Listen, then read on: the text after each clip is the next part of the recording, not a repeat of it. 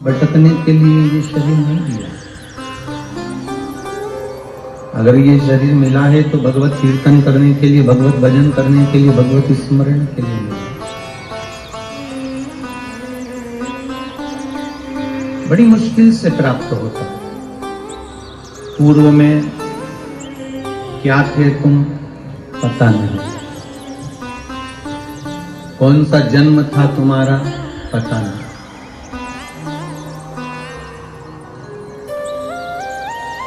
प्रकृति और प्रवृत्ति दोनों अलग अलग है।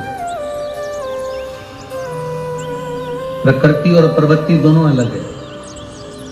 प्रकृति से मनुष्य मनुष्य जैसा दिखता है। प्रकृति से आप और हम मनुष्य जैसे नजर आते हैं। प्रकृति से आप मनुष्य नजर आते हो, मानव नजर आते हो। पर किसी किसी व्यक्ति की प्रवृत्ति ऐसी हो जाती है कि वो मानव का शरीर प्रकृति से तो रहता है पर प्रवृत्ति से नहीं हो पाता, उसमें राक्षसी प्रवृत्ति आ जाती है। प्रकृति और प्रवृत्ति ये दोनों अलग अलग है। प्रकृति और प्रवृत्ति में अंतर है। प्रकृति से मनुष्य मनुष्य नजर आ रहा है, प्रकृति से मानव मानव नजर आ रहा है। पर उसके अंदर की जो प्रवृत्ति है, उसके भीतर की जो प्रवृत्ति है, उस प्रवृत्ति से किसी किसी की प्रवृत्ति होती है एकदम तेज चिल्लाकर बोलना, किसी की प्रवृत्ति होती है कि एकदम खाने को दौड़ना, किसी की प्रवृत्ति होती है कि चुप होकर कमरे में बैठ जाना, किसी की प्रवृत्ति होती है बाद में निंदा करना, किसी की प्रवृत्ति होती है अटारी पर चढ़कर चिल्लाना, किसी की प्रवृत्ति होती है अपने कमरे में बैठकर रो लेना।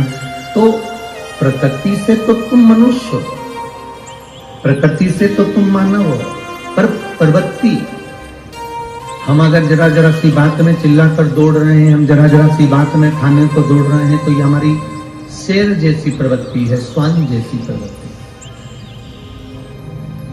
हम चुपचाप होकर अगर अपने कमरे में जाकर बैठ रहे हैं तो ये हमारी चूहे जैसी प्रवृत्ति है।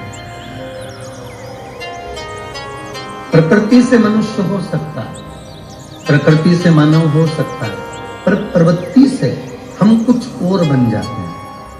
कभी कभी हमारे को क्रोध, कभी कभी हमारे को अपशब्द कोई कहता है, गुस्सा आता है, आरा टेढ़ा कह जाता है, तो हमारी प्रवृत्ति बदल जाती है। परशु महापुराण की कथा कहती है,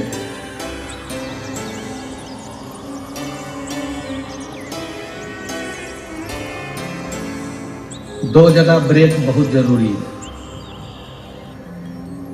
कितनी जगह? जम के बोलो जरा। दो जगह ब्रेक बहुत जरूरी है। एक गाड़ी में ब्रेक जरूरी है और एक वाणी में ब्रेक जरूरी है।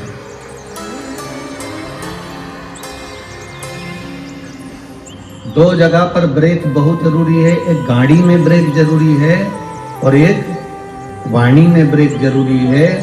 गाड़ी में ब्रेक नहीं होगा तो एक्सीडेंट हो जाएगा और नुकसान तुम्हारा भी होगा और सामने वाले का भी होगा। वाणी में अगर ब्रेक नहीं होगा तो नुकसान हो जाएगा, तुम्हारा भी होगा और सामने वाले का भी होगा। इसलिए गाड़ी में भी ब्रेक हो और वाणी में भी ब्रेक हो, बहुत जरूरी है।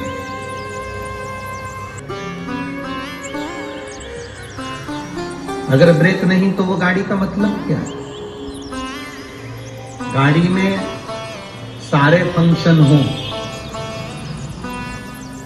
गाड़ी में सब कुछ हो, एसी भी हो, पावर विंडो भी हो, क्लच भी हो, स्टीयरिंग भी हो, खिड़की पर भी लगा हो, नेम प्लेट भी लगी हो, गाड़ी में सब कुछ हो, और अगर ब्रेक नहीं हो तो गाड़ी किसी काम की है क्या? बोलो, जम के बोलो जरा। नहीं।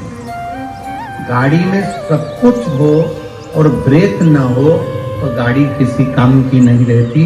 उसी तरह तुम सुंदर भी बहुत हो, तुम्हारे नयन भी बड़े सुंदर हैं, तुम्हारे श्रवण शक्ति भी सुंदर है, तुम्हारे केश भी बड़े सुंदर हैं, तुम्हारी नख भी बड़े सुंदर हैं, तुम्हारी उंगलियां भी बड़ी सुंदर हैं, तुम्हारे चरण भी बड़े सुंदर हैं, तुम्हारे कपड़े भी बड़े सुंदर हैं, तुम्हारे नेत्र भी बड़े सुंदर हैं, तुम्हारे दांत भी बड़े सुंदर हैं, सब कुछ सुंदर है। पर अगर तुम्हारी वाणी सुंदर नहीं है तो तुम किसी काम के हो क्या? किसी काम का।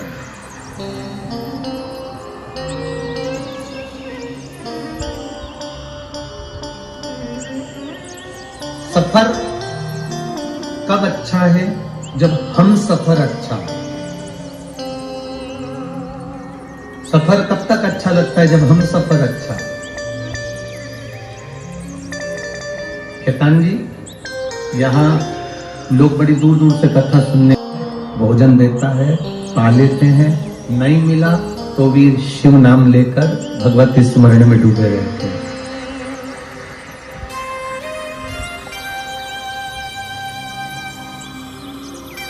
ये दूर दूर से आए हुए एक दूसरे को पहचानते नहीं है, पर 7 दिन जब आसपास में रहते हैं ना, तो इन लोगों में इतनी पहचान बन जाती है, इतनी पहचान बन जाती है कि प्रेम के रिश्ते इतने बड़े हो जाते हैं कि पेट के रिश्ते भूल जाते हैं। कि इतना खेतान जी इनके मिलन का, इनके प्रेम का इतना वास्ता। कल किसी ने और मैसेज करा होगा यहाँ से वीरगंज से कि गुरुजी चले जाएंगे, अब हम कल से क्या करेंगे? तो हमारा निवेदन है, कुछ मत करना, 1 लोटा जल महादेव को चढ़ाने का प्रयास कर।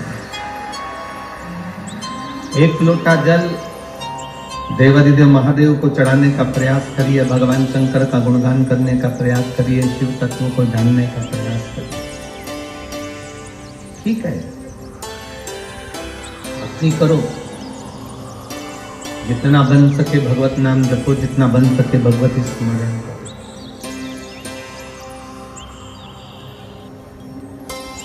सफर तब अच्छा है जब हम सफर अच्छा हो।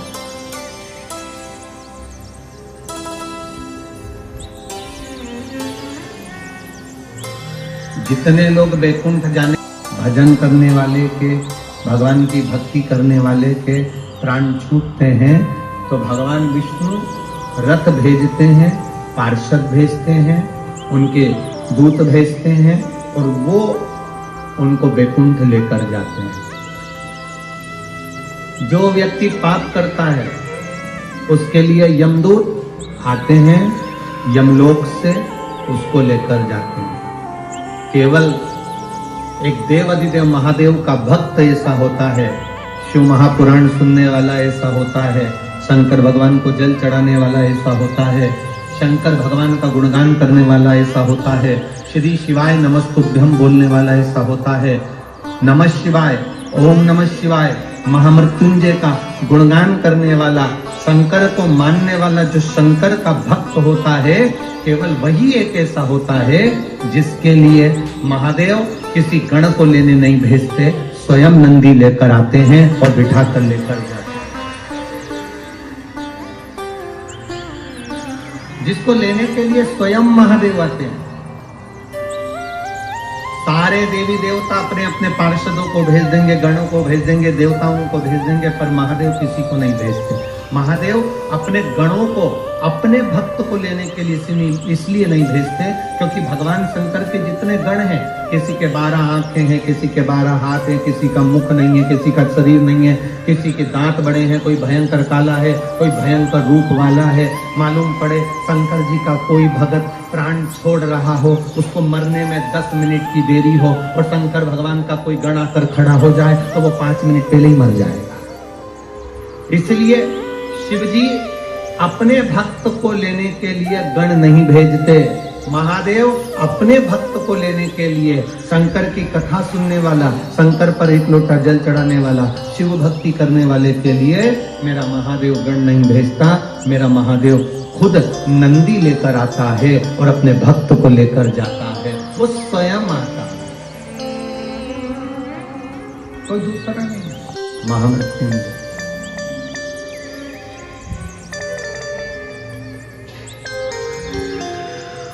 उसका एक नाम महामृत्युंजय है,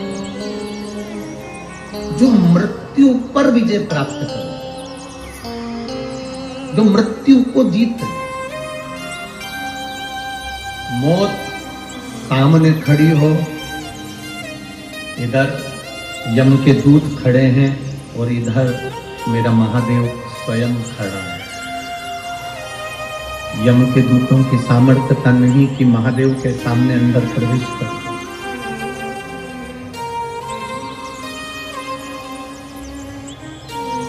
कल कथा सुन रहे थे गजासुर की। गजासुर के पेट में भगवान शंकर बैठे हुए थे, पर किसी देवता की सामर्थ्यता नहीं कि गजासुर से युद्ध लड़ लें। भगवान विष्णु भी गजासुर के सामने गए तो गाले का रूप रख कर गए, बंसी बजाते हुए गए, नंदी को नचाते हुए गए, पर युद्ध करने नहीं गए। क्यों? क्योंकि शंकर का गुणगान करने वाला, शंकर का भजन करने वाला। इधर लंका में रावण है और भगवान राम युद्ध करने के लिए जा रहे हैं। रामेश्वर धाम की स्थापना भगवान राम जी ने क्यों करी? भगवान राम जी को क्या पड़ा था कि शंकर भगवान के शिवलिंग की स्थापना करी, पूजन करी, अर्चना करी, रामेश्वर धाम की स्थापना करी? उसका कारण क्या था? भगवान राम को मालूम था जिस रावण को मैं मारने जा रहा हूँ, ये रावण शंकर का परम भक्त है। शंकर के परम भक्त को छूने से पहले महादेव की आज्ञा होना जरूरी है, तो इसलिए मैं महादेव की आज्ञा ले लूं, महादेव का भजन कर लूं, इसके बाद लंकाधिपति रावण से मिलने के लिए जाऊंगा। शंकर भगवान की आराधना है। राम जी ने कहा मैं वन में विचरण कर रहा हूं, अपनी अर्धांगिनी को लेने के लिए, अपनी धर्मपत्नी को लेने के लिए, जानकी को लेने के लिए, सीता को लेने के लिए मैं यहाँ आया हूँ। सीता जी को लेने आया हूँ, पर सामने जो युद्ध करेगा मेरे, वो आपका परम भक्त लंकाधिपति रावण है। आप बताओ मैं करूं तो करूं क्या? एक तरफ आपका भक्त है और दूसरी तरफ ये आपका दास है, आप कहोगे मैं वो कर लूंगा। शंकर भगवान ने कहा रावण को तुम मारने के लिए जाओ, मना नहीं, मना नहीं। मैंने रावण को बार बार कहा था तूने सब कुछ मांग लिया, और कुछ मांगना रह गया हो तो मांग ले।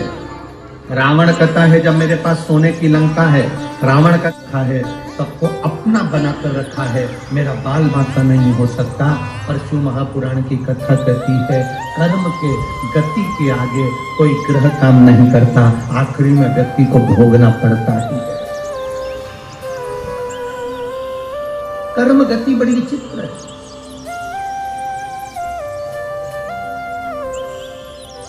मत बुरे, रावण के पास में धन वैभव सत्ता इतनी हो गई थी, इतनी धन, इतना वैभव, इतनी सत्ता रावण के पास हो गई थी कि रावण की वाणी बिगड़ गई। वाणी में ब्रेक नहीं था।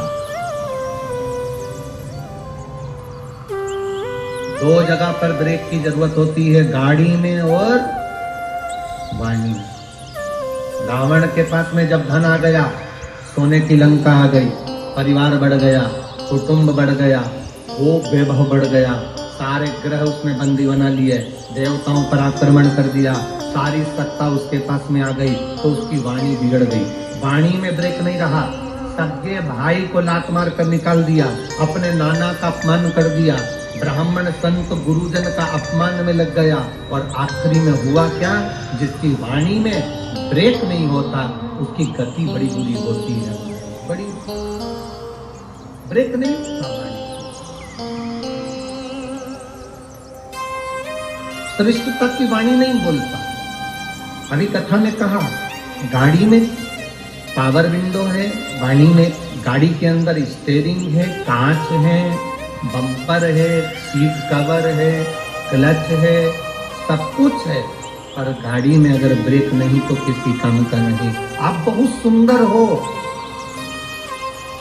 आपकी हेयर स्टाइल बड़ी सुंदर है, आपका शरीर बड़ा सुंदर है, पर आपकी वाणी मीठी नहीं है आप अच्छा बोलना नहीं जानते, आप किसी का आदर करना नहीं जानते, आप किसी का सत्कार करना नहीं जानते, आप किसी को मान सम्मान देना नहीं जानते, तो फिर आपका वो शरीर किस काम का? सफर तब अच्छा है जब हम सफर अच्छा हो। चिल्लाकर अपने पति को बोल दी, तुमने अकल नहीं है, तुम तो जानवर हो। पति कभी लड़ने के मूड में नहीं होता, कभी नहीं लड़ना चाहता। पत्नी ने फिर चिल्लाकर कहा, तुम जानवर हो। पति कहता है, तू बिल्कुल सही कह रही है, तू मेरी जान और मैं तेरा वर। गलत है, इसमें गलत क्या?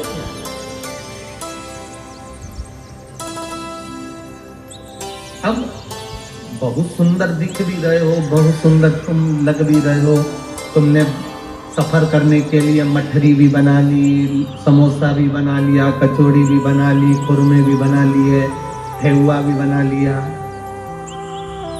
थोड़ा सा लिट्टी चोखा भी धर लिया,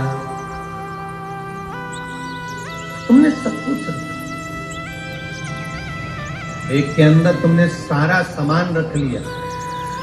अब ईमानदारी से बोलो, सफर करने जा रहे हो, सारा सामान तुमने बैग में रखा, तुम्हारे साथ में चलने वाली भी बड़ी सुंदर है, तुम्हारे साथ चलने वाला भी बड़ा सुंदर है, तुम्हारे बच्चे भी बड़े सुंदर हैं, पर ईमानदारी से बोलो, वो लिट्टी चोखा, वो ठेहुआ, वो तुम जो लेकर जा रहे हो सामान, तुम्हारी मठरी, गुजिया, पपड़ी, खुरमा कब काम आएगा? जब पत्नी प्रेम से बोले, भूख लग रही है, चलो अपन लोग बैठकर भोजन कर ले, और मालूम पड़े भोजन करने का समय आया और तुम्हारे साथ जो जा रहे हैं सफर करने वाले, वो तुमसे झगड़ा कर ले, तो तुम लिट्टी चोखा खाओगे? ठेहुआ खाओगे? कुछ खाने का मन करेगा? नहीं।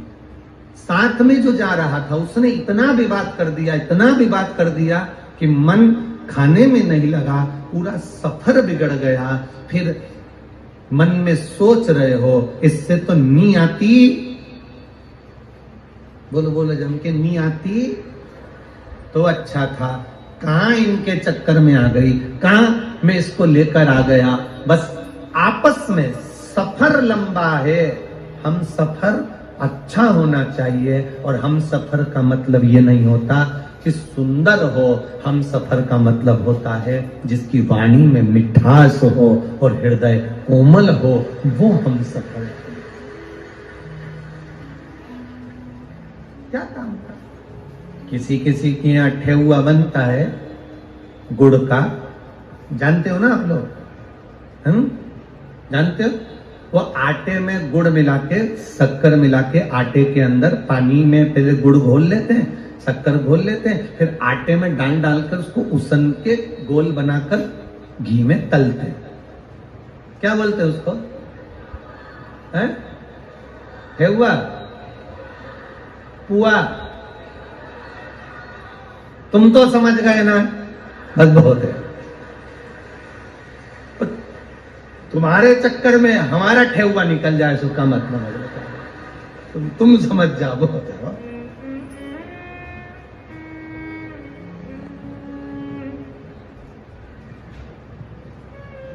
अब तुम बोलो कुछ, हम सुने कुछ। होता है ऐसा, कई बार हो जाता है। एक बहरा व्यक्ति, जैसे अभी हम हो गए थे, एक बहरा व्यक्ति, कुछ सुनाई नहीं दे, उसने अपने लड़के से कहा, मेरा दोस्त हॉस्पिटल में बीमार पड़ा है, एक बार मिला ला, अंतिम सांसें चल रही है, ले चल। लड़का बोला, तुम्हें सुनाई तो देता ही नहीं है।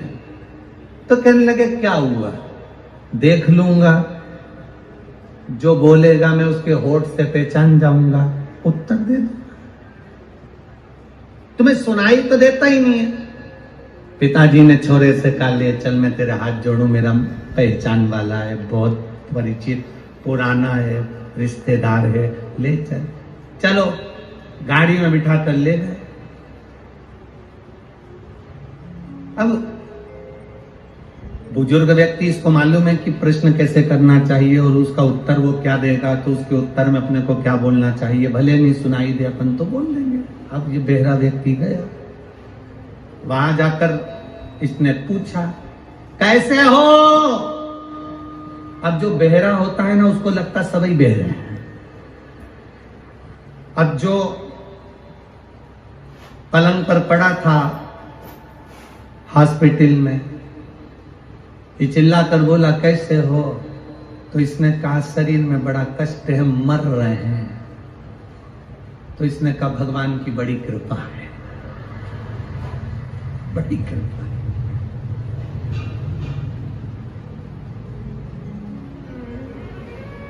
अब इसने पूछ लिया कौन से डॉक्टर का इलाज चल रहा है। अब इसको गुस्सा आने लगी, इसने यमराज का चल रहा है। इतने में बहरा व्यक्ति बोला बहुत अच्छा डॉक्टर है, तुरंत निर्णय कर देता है, तुरंत। अब इसको कांटे से खून नहीं, बता। अगर आपको हमारा ये वीडियो पसंद आया तो प्लीज़ एक लाइक बटन दबा दीजिए, हमारे चैनल को सब्सक्राइब कर दीजिए और अपने दोस्तों के साथ शेयर कर दीजिए। श्री शिवाय नमस्तुभ्यं।